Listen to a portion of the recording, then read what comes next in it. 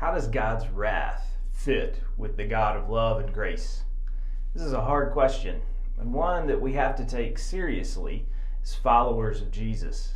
Ignoring the parts of Scripture that we don't like because they express God's wrath or judgment or expectations is not an option for us, because Jesus took the Scripture seriously.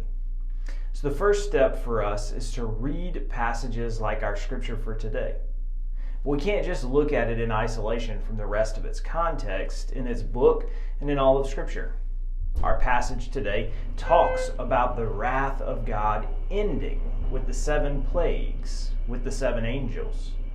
The wrath of God is described as being delivered to the angels by one of the 4 living creatures in golden bowls. But we know that the angels and the living creatures have all been engaged in the world transforming and creating worship of God in the throne room.